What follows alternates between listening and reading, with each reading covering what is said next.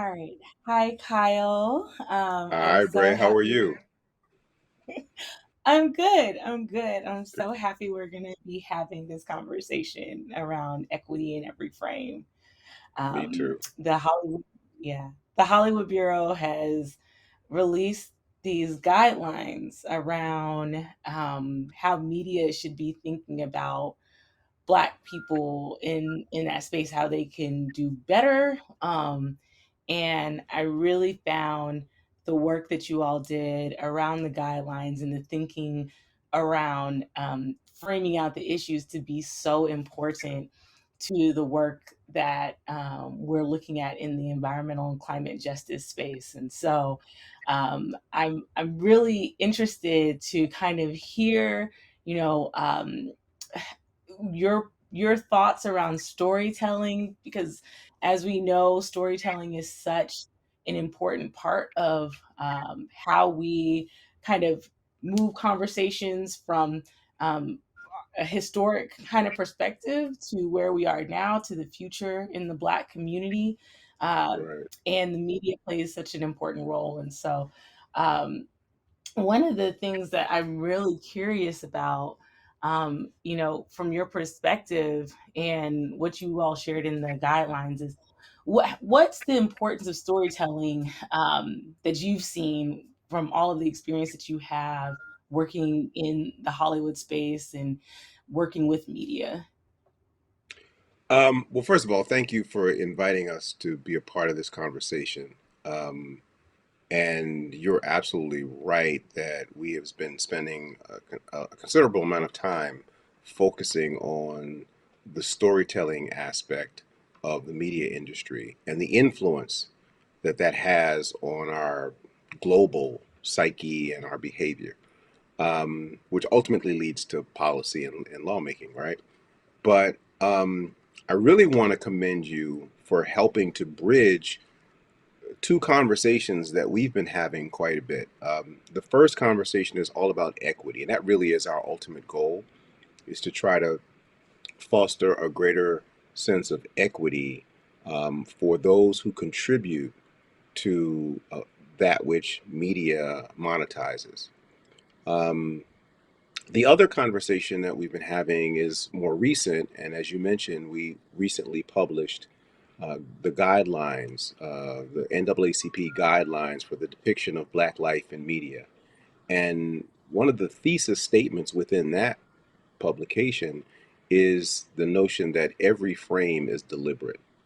We really want to encourage people to think more consciously about their media appetite, their relationship with media, the way in which they engage with media, because on the other side of the transaction, which is those who are storytellers and those who distribute stories, they're being very, very conscious about that Mhm. engagement. And every single frame of what they deliver to us has been mulled over and debated, and they've reached a consensus that this is the best way to tell this particular story. So if they're going to be that deliberate about their efforts, then we should be just as deliberate about what we expose ourselves to and how we digest that. So thank you for helping to bridge with your slogan, equity in every frame. I think it's a brilliant approach to this conversation. Storytelling, finally, to answer your question, storytelling is immensely important. Mhm. And we think that the media's role in the storytelling process ultimately is to perpetuate a value system Mm. beyond entertainment, beyond the opportunity to generate revenue, even. The core Mhm. purpose for media is to perpetuate a value system. And Yeah. the value system that is most often upheld by the institution of media is a dominant value system. Whatever Mm. whatever constituency within a culture dominates and has holds sway over the institutions and the systems that are supposed to undergird that society, they have a value system, they have a worldview, And they use media as a way of extending their perspective to the Mhm. masses. Right, right. Because we are typically not conscious about our engagement with media, we absorb these messages and these images, and we have a very passive sort of role in that Mm, transaction. And we often just assume that that messaging and that imagery is in fact, and it mm, helps to it helps to sustain a status quo. We buy into it, and it ends up shaping not only how the outside world sees us, but often how we see ourselves. mm, So, mm. putting a button on it, the role of storytelling in any society is critically important. And those that control the media, which is the principal driver of storytelling, um, are are are people that we need to be paying very close attention to. Yeah. I love that. And to your point of the value system that is being uh, drawn for us, and the fact that people take that information just to be facts, and you Right. start to internalize it, right? And I think about, within the environmental space, oftentimes the folks who you see who are sharing, the stories or the advocacy or the information as it relates to environmental issues in the media Mhm. space, they oftentimes don't look like us. Um, Oftentimes, the people that anytime that you see, for example, someone from the Black community, it's not necessarily them actually sharing their story as an advocate. It's more so maybe to some extent a lived experience, but then there's someone else who's not from that community who is there coming in, parachuting in to say that, these individuals are not able to actually solve these issues on their own, right? That we Right. need other people to tell our stories. And to your point, that's a value, proposition that has made it incredibly challenging for us to be able to really think about environmental and climate justice in Right. a way that gives us back that power, right? Um, Right. and can There's so play. much behind that. To some extent, Yeah. we're not allowed to have agency over our own Mhm. circumstance. It's almost as though we're not equipped. We don't have the acumen to be able to discern what's in our best interest, and so others Right. feel compelled to serve in our stead, which is absolutely ridiculous. One of the things that we point to in, once again, the guidelines is a notion of protective factors that have sustained our community over the most horrendous adversity the mankind has ever seen. Somehow we're still here. And although Mhm. media tends to focus on the ills of our predicament, tends to focus on all of the things that we are trying to overcome about our circumstance, um, there there's also this infrastructure that is almost homegrown that has been able Mhm. to keep us a cohesive community for hundreds of years now, Mhm. in the absence of real structural support that has been systematically denied to us. And so we Mhm. do, in fact, have the agency to determine what's in our best interest. And those who control the levers of power and the levers of money, would Mhm. be best served to take cues from us. Yeah. And can you talk a little bit about that, like the history of how we have, even without the traditional structures of, having the support of media to really demonstrate that we have agency over our own stories, like how have Black Right. communities been able to do that? Well, we're a communal people, and Mhm. even though we we take our cues from media, and media has fed us someone else's value system and someone else's sort of cultural perspective, We still carry the DNA and the innate qualities that were born in us, centuries ago. And we're communal people, so we operate with a communal mindset. Let me give you just the most simplest example. Mrs. Johnson comes out her front door and she speaks to the kids who are playing outside, none of whom are related to her. And she says, "Now y'all are not supposed to be doing that." Now, Mrs. Johnson has no no official authority over these people, but we come from Mhm. a community where that is acceptable. And in fact, that's expected. Yeah. We've gotten away from that more recently because I do think we have been inundated with someone else's view of how the world should operate.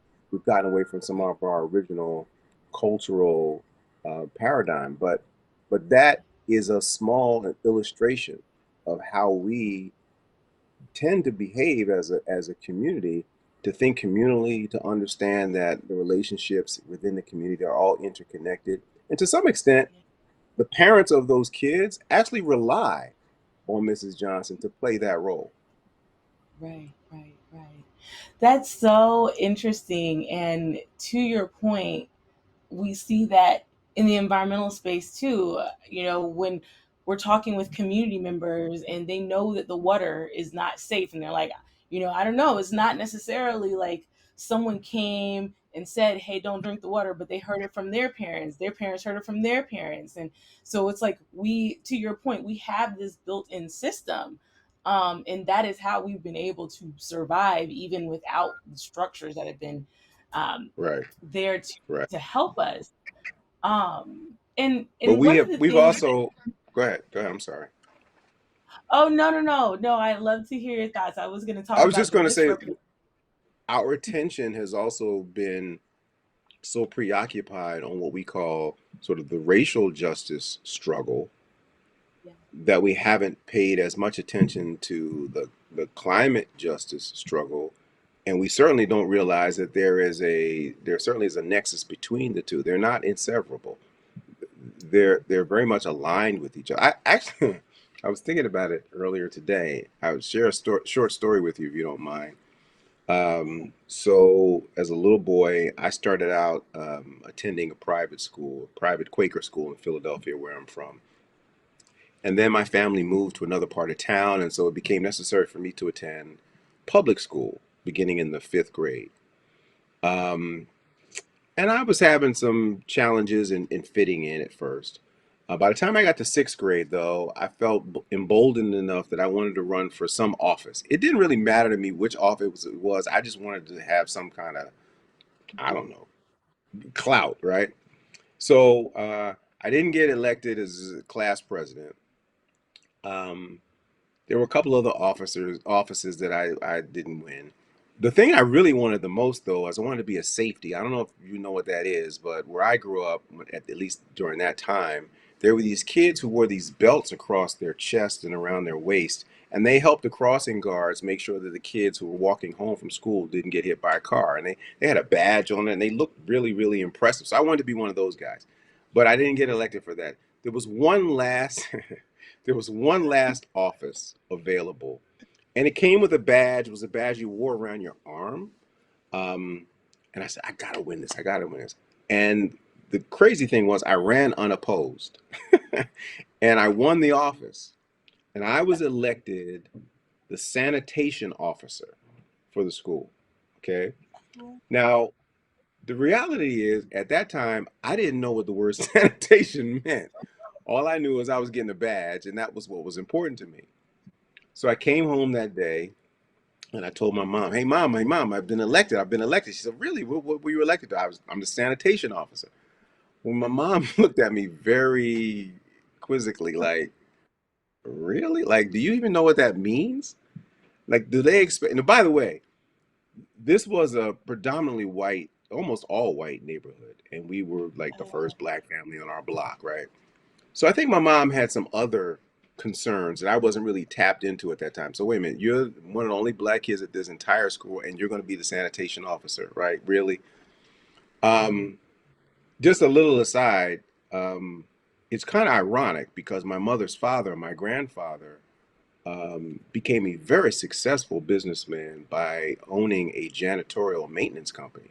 So a lot of money had been made in our family by providing janitorial services, so that I was now the sanitation officer at the school. Ironically, it kind of bumped my mother. Anyway, here's where the story gets interesting. So I got my little badge on. I'm in the schoolyard during recess, and we used to have these water fountains that were basically like a trough that ran a distance along the wall, and they had these little spigots that came out, and the water just ran constantly, and you can run over and drink the water. Well, I saw a little girl who was using the water fountain, and she spit into the fountain. Well, I got my badge on. I'm a sanitation officer, right? So I'm not going to let this moment go by. So I run over to her and I said, "Hey, you can't do that. And I'm going to tell the teacher, I'm going to have you written up for doing that." And she said, "Hey, I'm going to tell my older brother." Okay. Okay. So her older brother was, I think he was a year older, so, but he's in middle school or junior high school at this point. So anyway, about a week or so later, I'm visiting a friend in the neighborhood, and her little brother, her older brother, comes along. And he says, "Hey, weren't you the guy who he used chastised, but he said, aren't you the guy that chastised my sister for spitting in the water fountain?" And I said, "Yeah, that was me." And of course, here comes the N word. First time I'd heard it in Oh, my life. First time I'd ever heard the word used in my life, right? I mean, I knew what the word was, but no one had ever said it to me directly. right. So I said, "Hey, don't do that. Don't say that." And he said it again. I said, "You got one more chance. Don't say." He said it a third time. And of course, I popped him. My point of telling you this story is I think the story has a lot of kernels embedded in it about the relationship between race and environmental justice. On one hand, I didn't really understand what my role was as an environmentalist in that context. On the other hand, my family was not really supportive of me serving in that capacity because they had some notions about what that meant in this predominantly white environment for me to be the sanitary. My mother was concerned I had to walk around and pick up trash all day. Um, and then when I went to go exercise my authority, right, I was met with some very, stern rebuttal from one, the person who had violated the rule, but also her protector, who now was going to take it to a whole nother level by coming out his mouth Right. wrong. So, it's a very simple illustration of a little kid in that experience, but I think there's, as I said, I think there are a lot of elements there that suggest that we still have a lot of work to do in terms of the relationship between race and environmentalism. Right. I love that story because there's a lot to that. There's so much there. And to the points that you've been making, for this entire conversation up until now, part of the reason why there's this negative connotation is because of media's role of how, you know, people perceive people within the sanitation space. And then it's a water issue, which is an Right, issue that we know, um, you know, right, disproportionately harms Black people, and you are actually using what the authority that you actually have to say, right, hey, we want to be able to have clean water, right, and you were met right. with so much resistance, which is what oftentimes Black communities face, Yes, whenever they are sticking up for themselves and saying we should have access to clean water the way that's that right. everyone else has access to And clean water. what's also interesting to me is as our communities are plagued with Mhm. these um, circumstances, and the data suggests that as we move forward in the future, that we will bear the largest brunt of Right. what's happening in the climate space. Mhm. It should not be lost on us that we are in the spaces that we were relegated to. It's not like Right. we chose to live in these places that now seem to be prone to environmental disaster or environmental emergency. But we've been relegated, we've been painted into certain corners, and now here come these conditions. And I think somebody may have had some forethought about which Mhm. areas might be more prone to these kinds of circumstances in the future. Right. No, I think that there was a lot of forethought into it. The same way there was forethought into redlining and where people could live. The data that the National Climate Assessment, the fifth one, just came out, and to your Mhm. point, you know, that data suggests that Black folks are going to be disproportionately impacted by flooding and Right, clean water issues.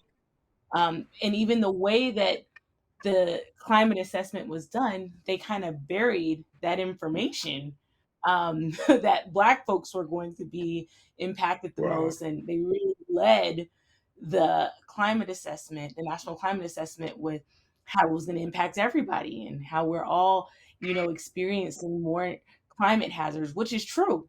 But there are places where we're going to be disproportionately impacted even more, which is so important for media to be able to get this right, to your point, right, as it right, relates to, being able to make sure that the stories are clear, that we need to be sure, the ones sharing it, because if we're not centered, then we're going to continue to run into this issue of people feeling like we're all experiencing climate inequities and climate hazards the same, and we know that we're not. um, right. and and one of the things that, you know I I've been thinking a lot about, and I'm curious to know your thoughts, is just, what happens when media misrepresents um Black people. Like, how does that impact, like, the power structures, like the ability to kind of be able to maneuver and operate, just in our day-to-day lives? Like, how does Right. that misrepresentation also play a role Well, in how we move? right. We're seeing we're in an age now where misinformation can be very, very dangerous. Um, it it it comes at us from all angles. We obviously we have to include social media in this conversation along with traditional media. Um, Mm, but I think the most insidious uh, choices that media makes is not so much the misinformation, but the sheer omission to just mm, wholly ignore certain perspectives or not allow certain perspectives to gain access to the apparatus, um, to be considered. Um, yeah, that is really really dangerous because it only it provides a singular point of view that the mm, consumer, the viewer, is then forced to accept to be the truth because they've heard no alternative. And right, most people just don't have the gumption to go look for alternate perspectives. They just don't. right, They engage with the media in a very passive way and accept that what it is perpetuating is so. And mm, so that omission becomes a really loud voice. mhm, I remember studying a law case about when New York City decided it wanted to clean up Times Square. Times Square used to be a pretty seedy community. A lot of mhm, X-rated movie houses and all kinds of night spots. And the city decided, you know what, let's clean this area up. It could be a great tourist attraction and bring people in from around the world. And they certainly have done that. But during that process, they were snatching property by eminent domain.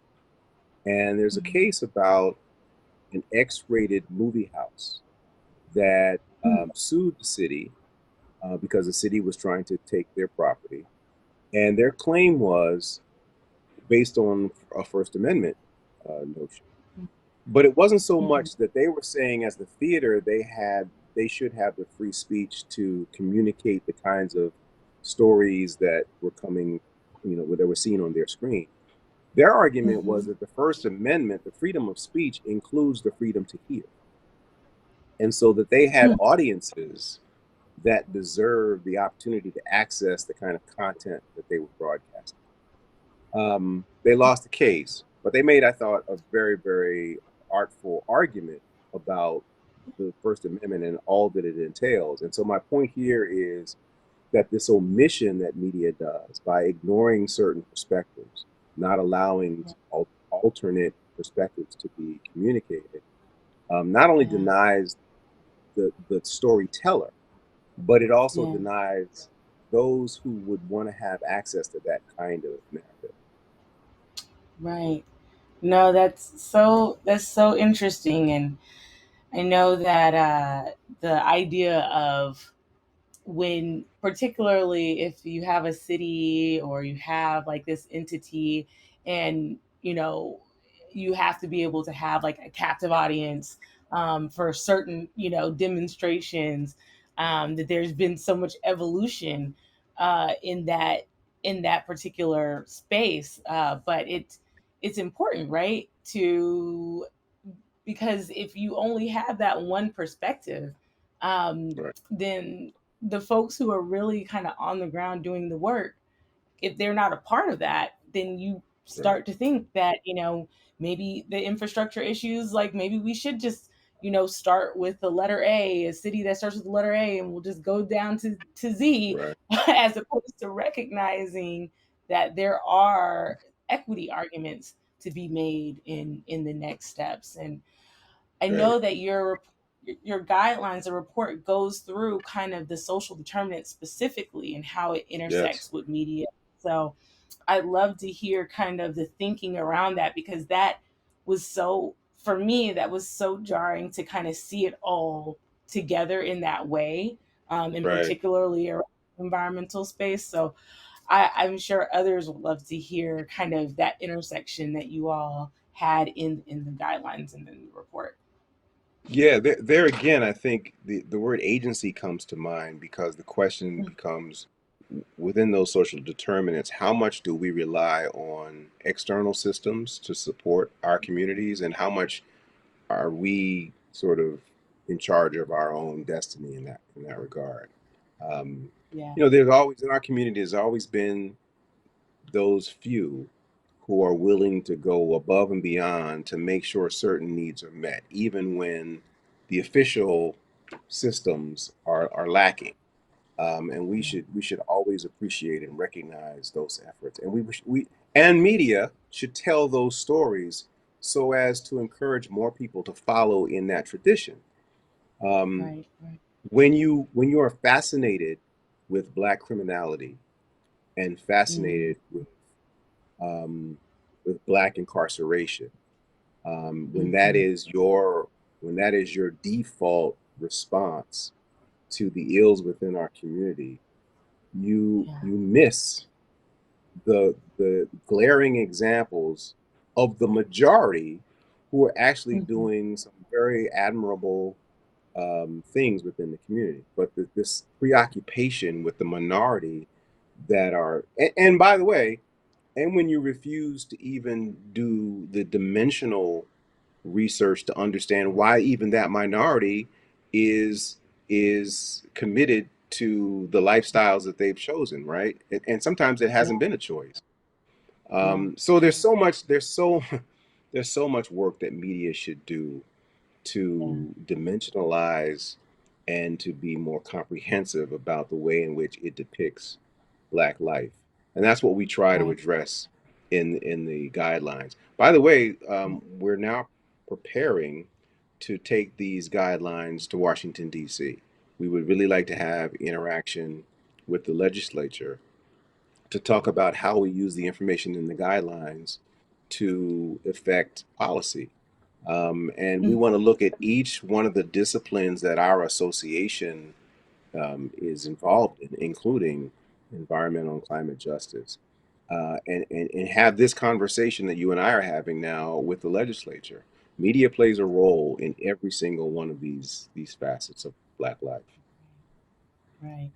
That's so amazing. And I am so excited to hear that, because to your point, without an entity and without individuals like you all, like drawing those connections, we're going to continue to perpetuate the norms that have been harmful to Black communities. And one of the That's right. things that I really loved in your report was the point of systemic racism is an ecosystem of radicalized norms, and it that really resonated with the work in the environmental and climate justice space for me, um, because there needs to be folks who are from the community, who are really kind of sharing what it means to have, expertise, or what it means to have good qualitative and quantitative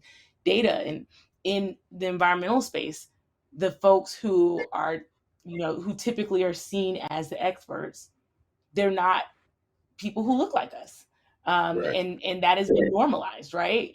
And so, and the media plays a huge role in who Right. they decide to interview, right? Right. For different stories in the environmental space, who, for movies and shows and things like that, who are the folks who are portrayed as the folks in the environmental space, Right. and it's normalized, right? And so Yeah. that's Yeah. yeah. We've seen other ethnic communities um, Mm, attributed with almost a innate a, a sort of relationship, or sort of a very organic relationship with Mother Nature. The Native American mhm, community, of course, has always been, and I'm talking about by mainstream media, has always been depicted as having sort of a sixth sense about the relationship between man and Mother Nature, and being at one in that way. And other ethnic communities have been portrayed as having a very, um, a very in-tuned antenna about how mhm, we are to coexist with the laws of nature. African mhm, Americans are depicted as having no real understanding of these issues, um, and at the behest of other people to tell us how to best live in our communities. And I think that's a shame. We need to be better. We need to represent the truth more clearly, that we have sustained ourselves in large part um, after having experienced the most horrendous circumstance of mankind. And that doesn't come easy. We have the ability to know what's in our best interest. yeah, yeah. No, I that is, there's so much to that, right? And one of the things that I find to be so interesting, and the guidelines I feel like are so important, is, other ethnicities and other races, they've been able to, be portrayed in that way. And then there's still, like, even with the indigenous and native American community, because of how they're portrayed in other spaces, of not being able to manage, their money or things like that, then even though they've been portrayed in this way as it relates to land, we still haven't had the full conversation relationship about how this country continues to extract their land, Right. and one of the things that I find really interesting is just how media extracts from different, Th- folks, and particularly Black folks, right? Without giving That's anything back. And yeah. and that's why your slogan, "Equity in Every Frame," I think is so brilliant, because this tradition of extraction um, Mhm. has produced this this monolithic thing that we call mainstream culture. Every otherized or marginalized community has contributed to this cauldron that we call mainstream culture. All the ingredients there have come from elsewhere. If we were to extract from that kettle the contributions that have come from Black people, there wouldn't be a lot left. and whatever's left certainly wouldn't have a lot of flavor, right? And Right. so this call for equity is really a recognition of that contribution and the need for us to have a stakeholder interest in what happens to it after we've made that contribution. Just like if you're buying a home and you're paying on it over time, you're developing a greater stakeholder interest over time. You're gaining equity. Well, where's our equity in what we've contributed? So equity in every frame, I think, is brilliant because it says, listen, if you're going to depict us, make sure that we have a stakeholder interest. And that doesn't always have to be monetary. My example Yeah. there is the film Black Panther. Mhm. Certainly Disney made, a gabillion dollars, and Ryan Coogler and others who worked on that film did very well for themselves, and God bless them, and they should have done well. It was a brilliant piece of art. But what they also did was they left something on the table. In this instance, what I'm referring to is the pride that we were all walking around with for, I don't know, 4, 5, 6 months. Our chests were poked out. We were all greeting each other with our arms crossed because we saw something that so inspired us. And by the way, it was environmentally pristine what we saw, right? This place called Wakanda that had not been infiltrated by colonizers, but had Mhm. been preserved in its original form that we Yeah. did for ourselves. That was such a inspiring image to see that the Yeah. equity that I felt we got out of that exchange was okay, here's our cultural assets, do with them as you please, tell a great story, sell tickets and popcorn, that's great. But give us something in return, and we got pride out of it. Mhm. So Right. I'm just thinking more often we need to look for that kind of exchange. I'll take Yeah. money too, but at Yeah. least give us something to be proud of. Well, we need both. We need climate reparations and we need the representation as well. I love that. That's And right. I love Black Panther and, that entire comic kind of series. And so I I agree with you, that's important for us to be able to see and to be able to see us ourselves interacting with land in that way in the movie theaters, in media. The depictions were so um, to your point, like it was just, I still get chills whenever I think about, what they were able to produce and to really Right. kind of highlight about Black folks in a number of different spaces, particularly in an environmental space. And I Right. mean, one of the things that and again, that goes to your point around storytelling and like the importance of us being able to tell our stories, right? Because Ryan directed that. And I don't think that it is, by happen chance that us having someone from our community who is telling that story, it was shared very differently than how we have been portrayed in other spaces in media. That's right. And so, what can media do? I mean, kind of, I'd love to hear, some of the kind of points from the actual guidelines themselves. Like, what can media do to actually, and folks who are in the media space, like, what can they do to actually assist in environmental justice advocacy? Like, we've talked about, the national climate assessment and how that's Hmm. been framed out, not seeing folks who look like us, who are Hmm. environmental attorneys or advocates or Hmm. folks in that Hmm. space. And oftentimes it leads to us not being able to be represented. And one thing I'll say, I know I asked the question, but one thing I also want to flag is that we continue to see a lack of Black leadership in environmental spaces, and definitely a lack of Black women leadership in environmental spaces. And I think that media plays a role in that, Why? despite. Okay. Okay. But do you feel that Black people and Black women in particular are being encouraged to pursue that area as a career? I think that, so I think that there may be an interest at times, from folks within the Black community and Black women, like recognizing the fact that the environment that you live in may impact your ability to reproduce, or it has there is a disproportionate impact of the environment on Black women, specifically. One of the problems, I think, is that early on, in your career, you often don't have folks who look like you who you can turn to and, Hmm. build out that mentorship kind of space.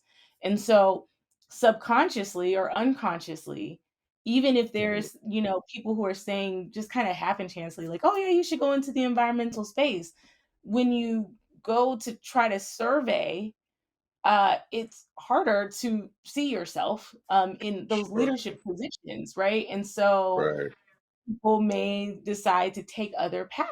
I know that for myself, when I got into this work, it was a challenge. And even when I was representing some of my clients early on in my career, they were shocked, that there was a Black woman who was their environmental justice attorney, who was going to be representing them on different cases. And I think that media plays a role in that. And so, um, it's almost like you have to be willing to, you know, um, mentally fight that challenge of knowing that you may not see yourself, in this space, but understanding that you are connected.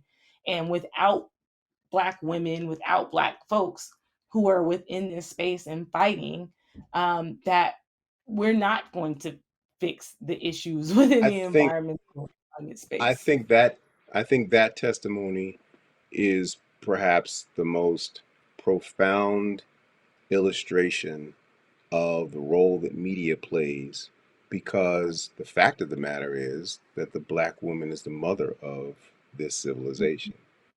So how do we get 180 degrees away from where we started, such that the mother of civilization now is rendered as someone who is least capable of knowing how to take care of this space? And it is a rendering. Keep that in mind. That's what media does. It renders. It doesn't. It's verisimilitude. It's let me show you what I think it should look like. It's not here's what it is, but here's what I how I'm going to render it, and how I'm going to influence you to accept what it is. Um, you know, Black women have always been subjected to these these either or polarities in terms of where they dedicate their time and attention. Um, we as a people, first and foremost, have to achieve this goal. Therefore, these other issues that you're concerned about, we have to put that to the side. Let's accomplish this first, right? Yeah, Um, yeah, and you can't continue to subjugate your very specific experience in life for the mhm, benefit of the masses or the collective. At some mhm, point, you have to speak your truth. right, right, And so I think that Black women should be at the forefront of the environmental movement. I think Black women are perhaps best capable to lead us toward some sound strategies and policy that will help to eradicate some of the problems that we've created. I just saw a report the other day that, or maybe it was today, that there's a new report: the ozone layer is not being repaired despite our efforts. It's not being replenished. Let some Black women take over. They'll figure it out. I agree. I 100% agree. And to your point, it's like when Black women, when we see ourselves in that space, it makes it a lot easier to feel like there is a level of equity Well, and inclusion. Well, I mean, we saw mothers of the movement emerge over the last, 10 plus years of Mhm.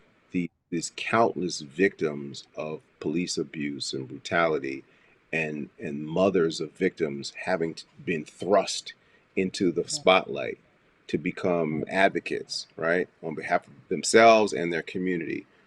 mhm, That's probably the way that Black women will take the fore in the mhm, environmental movement. Not so much because of mentorship and right, being gradually groomed but Right. because the circumstances in our community are so dire and black women are so badass that they're just going to step up and say, listen, this is how it's Yeah. going down. Yeah. Yeah. No, I 100% agree. And I think it's also, because I do know some Black women who were in those conversations and who were really at the underpinning of kind of thinking through how do we create a space within the environmental space to talk about environmental justice, right? They Right. were there. But the problem is that one, media doesn't depict them when they're talking about, even the environmental justice movement. They tend to focus on folks who aren't Black women, even though Black women were the backbone and they were the ones that were actually saying, like, we're seeing these problems within our communities. We're not going to stand, to the side and allow this to happen. But media is not depicting them, right? And so Yeah. even Instead, we want to talk about Greta. What's her name? Greta Thunberg or whoever. We want to talk about those people, right? I get it. games talk about people who have gained traction because of the work that Black women did, and Right. it is time for us to for folks who are benefiting from Yeah. what they got from Black women to acknowledge Black women, That's and to equity. That's equity. that is equity, right? It's like if you have that platform, fine, but don't act like you got there by yourself because you didn't. And you know that the Right. information that you got around environmental justice, around climate justice, that didn't come from the white community. It just didn't. Right. And like Right. we should all be able to acknowledge that, at least That's that right. piece. Um, That's right. and so, and I feel like that's where many times, to your point, within the media space, now we have these mothers within like more of the criminal legal system space where they're finally acknowledging, like, oh, we need to actually amplify their voices, because if not, like, we seem like we're not making the right connections. And I don't know if Yeah. media, like, they have to do that in the environmental space right now. Well, I think there is um, a lot of work that needs to be done across society about environmentalism and just making it plain to folks Yeah. just how relevant it is. Yeah. I don't think enough people are are focused on it. They think it's something that's far off that they don't have to worry about. I don't know, but I do know that media's role um, is critical toward making folks more enlightened and more engaged in the subject. Without support from media, it's not going to happen. It's Right, just not right. going to happen. So it's critically important that the media um, apparatus start Yeah, to appreciate this subject and really dive into it and look toward the Black community for some direction. right. And that's such an important point because, each year there's also these conversations that are happening globally, internationally, but we're also having them domestically around the solutions that we feel like we're going to have to make some decisions ASAP, in order to have a planet to come back to in the next 50 years. At this rate, we're not on track, and not only are we not on track, but the rate of the climate hazards that are happening, um, Mm. we're not going to make it. And Let me and ask you. one Let me ask you. Go ahead. Go ahead. Finish your point.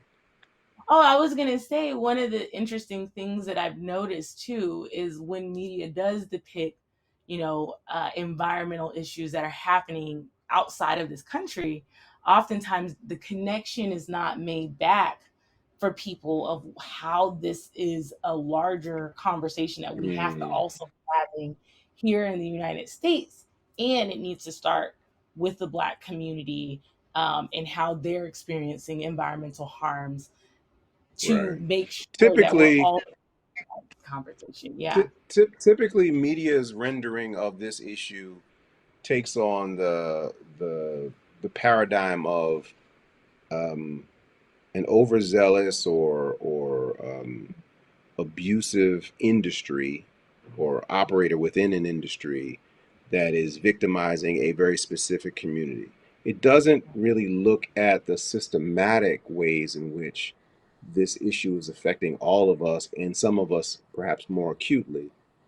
Right. I don't think it was until Inconvenient Truth that we saw any Yeah. real honest rendering of how this is really a systematic issue, not just, a single bad actor, a Right. factory that's dumping pollution into a river and it's affecting this one little community downstream.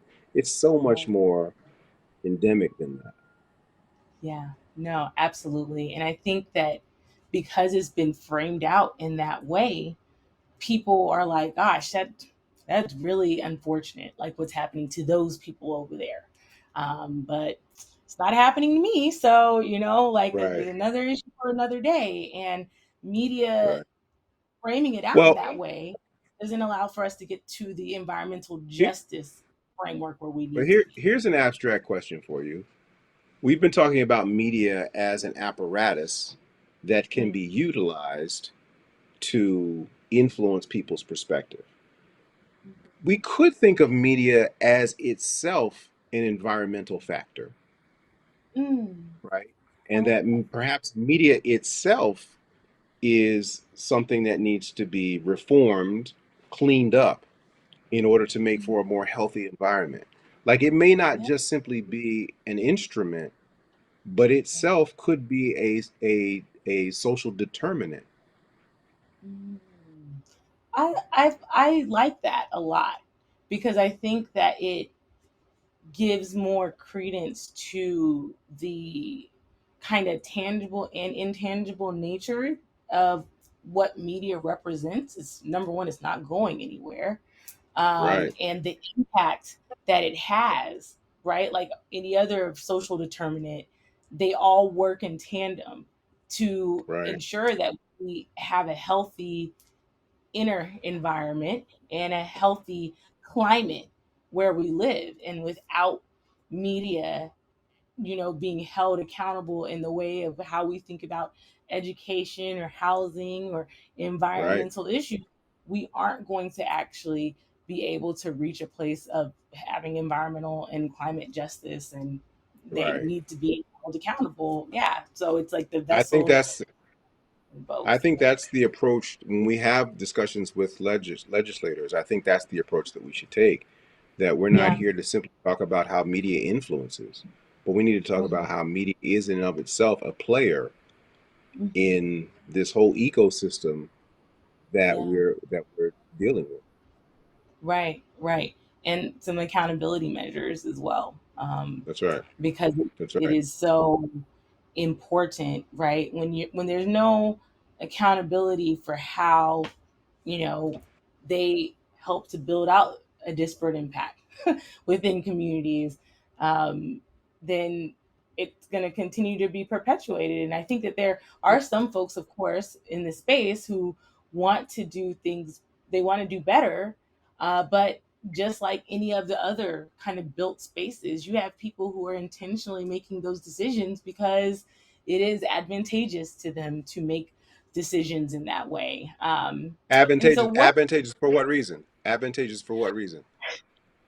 What advantageous benefit? because What benefit do you think they are derived from it? of money. I See, think that I agree money with is, you. I agree with you. But our thesis is beyond the money. yeah, There's this need to perpetuate a dominant value system. For right, instance, empower. we looked at Yeah, right. We looked at the McKinsey report that came out a couple of years ago, which concluded that Hollywood forfeits about $10 billion annually by its refusal to fully embrace the black storytelling experience, both those who are adept at telling stories and the vast audiences who crave their works. By ignoring, but they don't totally ignore them, but by not taking full advantage of those opportunities, about $10 billion is forfeited every year. This industry does not forfeit money. They will yeah, find every penny in every nook and cranny of the transaction. So you got to ask yourself, why would they forego $10 billion annually? Yeah. And the reason is because to fully embrace that narrative, the alternative narrative, would be to perhaps diminish the influence of the dominant perspective. We're not looking to do that. So what we're going to do is Right. omit certain parts of the story so that the Yeah. dominant narrative, is preserved. Yeah. No, that's good. That's good. I mean, I think, yeah, power, systemic racism, that, when you look at the kind of hierarchy or how things are prioritized, typically power is going to beat out even money, And because and there's some, and the false narrative of finding kinship yeah, based on yeah, artificial connections like race, yeah, right? So yeah, you've got people who will support a social agenda even though they themselves don't benefit from that yeah, support.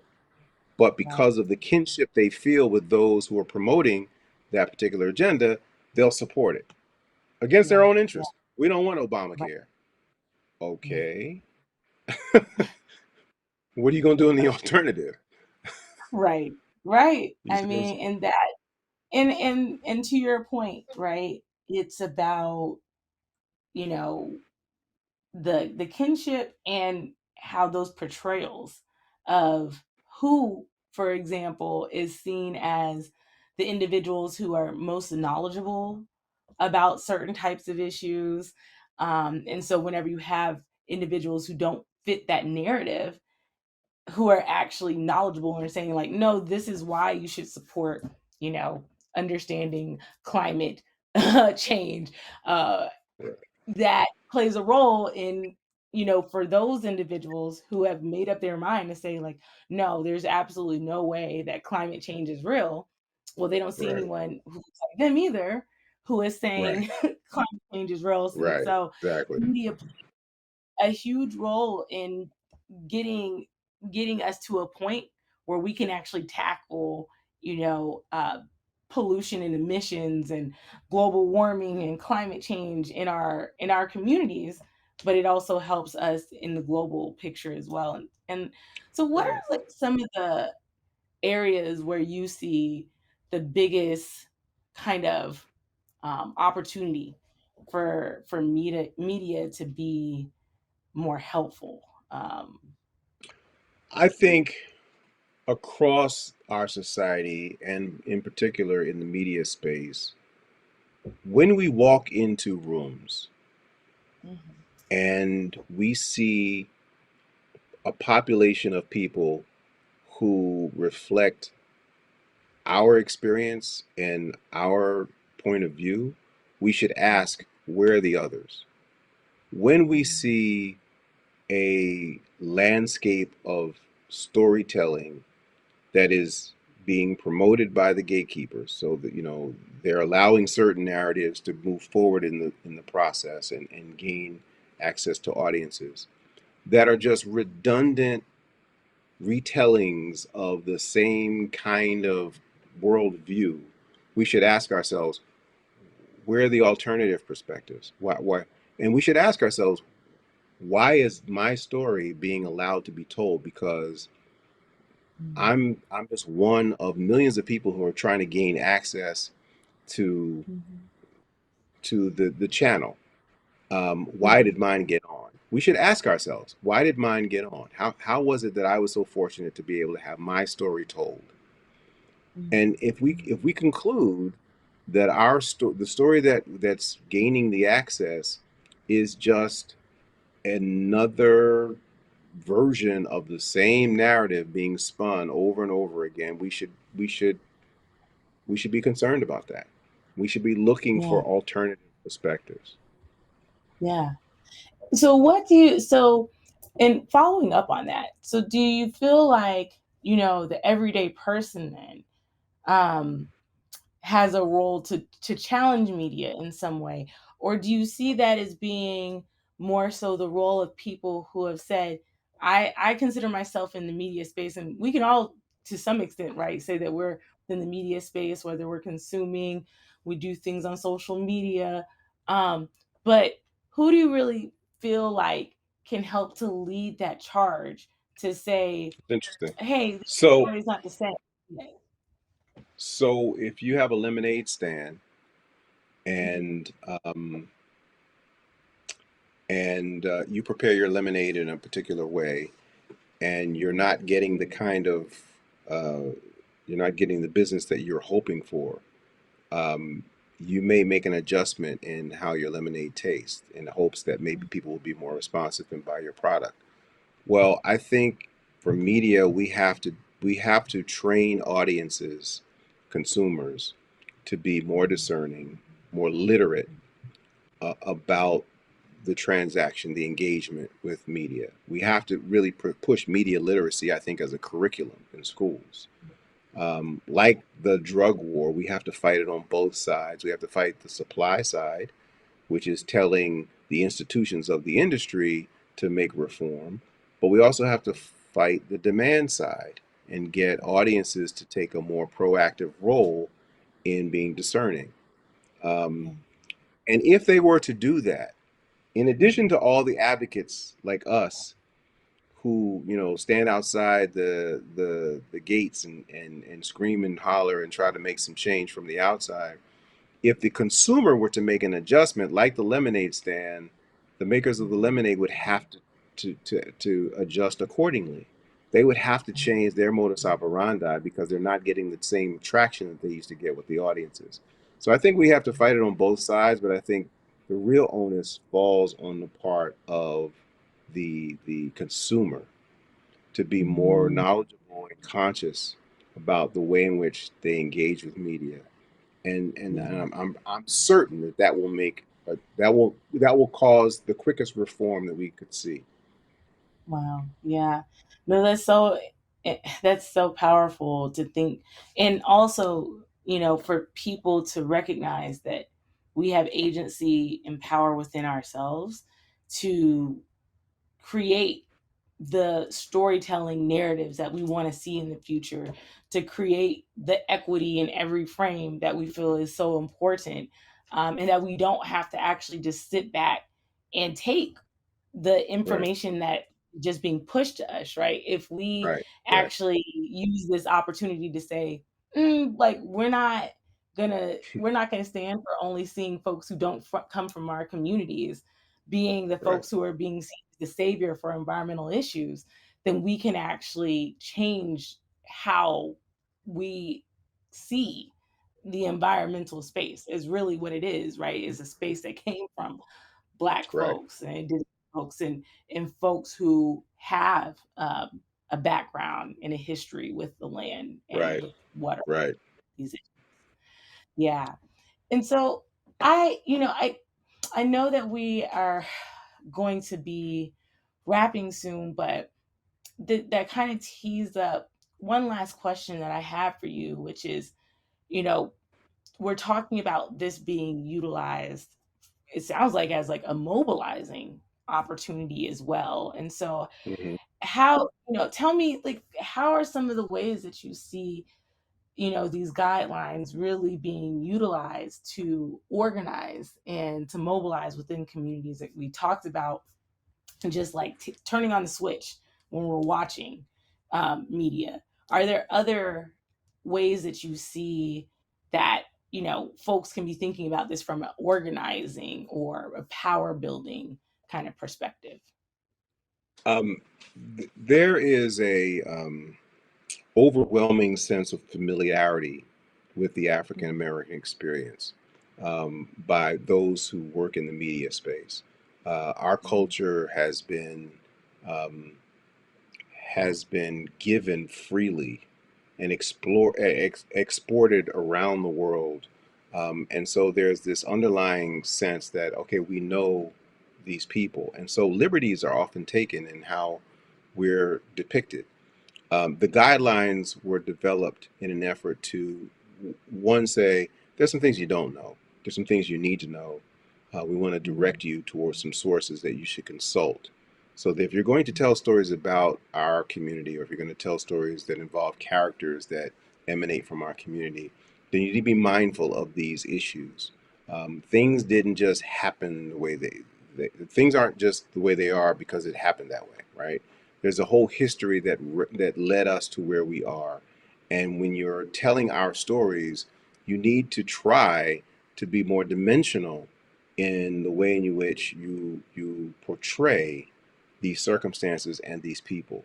Explain why the drug dealer is a drug dealer. He didn't come out of the womb saying my aspiration in life is to be a drug dealer, but certain circumstances in life led him down that path. I'm not trying to exonerate that choice, but I am saying that let's get into why these circumstances are the way they are. And I'm just using drug dealing as an illustration. There's so many other things that I could have used. Um, and so I think that's really the important thing about these guidelines is to Mhm. make people more mindful, and hopefully more sensitive, and hopefully choosing to do more research and choosing to allow more alternative voices to be participatory in the process. Yeah, that is I love that as like an ending thought for our conversation. I know that you all are going to be taking these guidelines to Washington D.C. Hmm. In our Center for Environmental and Climate Justice. We recently submitted some public comments to the White House Council of Environmental Quality around Oh, public engagement specifically and the need for community voices to be seen more as experts as opposed to yeah, people who come from just a particular background and they're the only ones who are seen as experts. Um, right. and I feel like there is that parallel, right? Of you have folks who are in DC who are taking they are also consuming media and they have their own biases about what Right. public engagement and what expertise looks like because of media. And you all are also, on the front lines, making sure that there is a really critical conversation that will happen around engagement that will be Hmm. so Hmm. useful in the environmental and climate justice space. So, thank you so much for taking some Oh, thank time to. you. Thank you. We Yeah, really appreciate your leadership in this area. It's masterful what you're doing, and we look forward to supporting you in any way that we can. We do see the nexus between our efforts and yours, and want to work with you in tandem to help move this conversation forward. thank you.